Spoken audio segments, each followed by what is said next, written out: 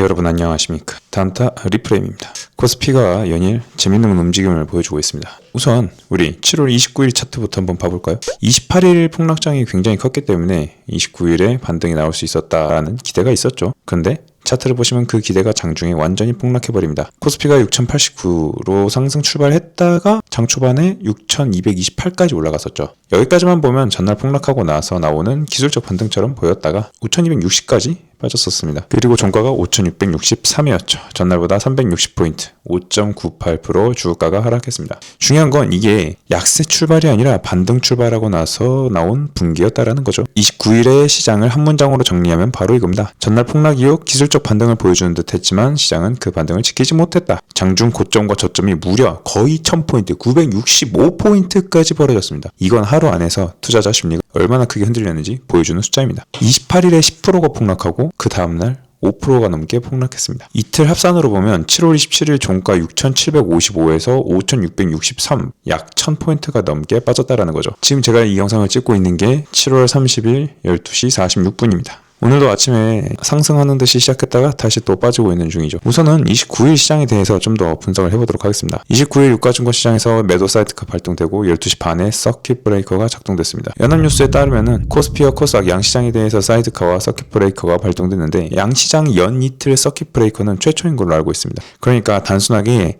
많이 빠진 장이 아니라 전날 충격 이후 반등을 시도했다가 무너졌다라는 게 굉장히 중요한 문제인 겁니다. 하락의 중심에는 여전히 반도체가 있었죠. SK하이닉스는 2분기 역대 실적 최대를 발표했지만 시장 전망치에는 미치지 못했다. 그래서 주가가 하락했다. 하이닉스가 종가 기준 9.6% 하락했고 장중에는 19%까지 밀렸습니다. 여러분, 코스피 상장 종목이 하루에 19%가 빠진 겁니다. 삼성전자도 종가 기준으로 5.2% 하락했고 장중에는 14%까지 빠졌었습니다. 수급도 좋지 않습니다. 개인은 전날까지 3거래일 계속 매수를 달리고 있지만 29일에는 순매도로 돌아섰었고 외국인 역시 팔자로 전환했죠. 실적이 좋다. 많이 빠졌지만 반등한다. 이 모든 일반적인 공식들이 전혀 통하지 않았던 하루였습니다. 이런 날 가장 위험한 게 어제 많이 빠졌으니까 내일은 반등하겠지. 28일에 이런 생각을 갖고 있었던 사람들은 모두 29일에 5% 넘는 하락을 맞봤겠죠. 자, 그러면 오늘자 시황은 이 정도로만 정리를 하고 제가 하고 싶은 말은 이겁니다. 분석과 예측에 의한 투자, 이것이 가능한 게 맞는 걸까요? 더불어 장기 투자가 정말 맞는 걸까요? 위험 신호는 공부해서 파악할 수 있습니다. 반도체의 집중도가 높아졌다라든지 단일 종목에 대한 레버리지 상품이 커졌다. 외국인 수급이 흔들린다. 이런 것들은 조금만 공부하면 알 수 있습니다. 하지만 28일에 10%가 하락하고 29일에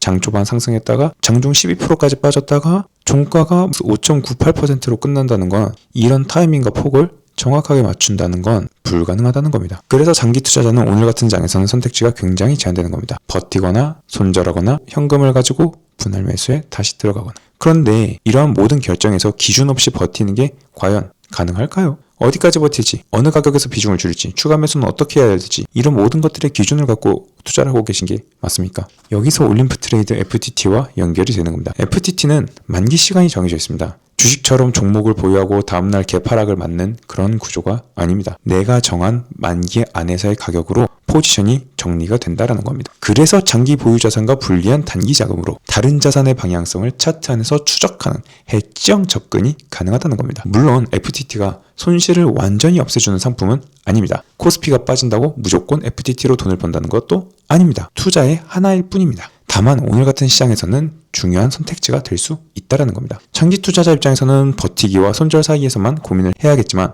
FTT 관점에서는 지금 내가 보고 있는 5분봉, 15분봉, 1시간봉 그 안에서의 방향성이 나왔는지 그 방향성이 내 기준에 적합한지 그리고 캔들의 움직임이 내가 선호하는 움직임인지 이러한 것들을 기반으로 내가 판단할 수 있다는 겁니다. 뉴스는 시장을 설명합니다. 하지만 매매는 차트가 확인해주는 자리에서 해야 합니다. 장기 자산은 장기 자산대로 관리하고 단기 자금은 올림프 트레이드 FTT처럼 차트로 추적 가능한 구조 안에서 따로 운영해야 한다는 겁니다. 이게 바로 7월 29일 폭락장에서 단타 리프레임이 가져가야 할 핵심 프라임입니다. 더 이상 거시경제에 흔들리고 빅롱, 빅숏 내가 예측할 수 없는 것들에 내 소중한 자산을 맡기지 마시기 바랍니다. 이상 단타 리프레임이었습니다. 올림프 트레이드나 FTT에 관심 있으신 분들 지표나 매매를 또는 상담이 필요하신 분들은 댓글 링크 하단에 카카오톡 상담 신청하시면 제가 직접 상담 도와드리도록 하겠습니다.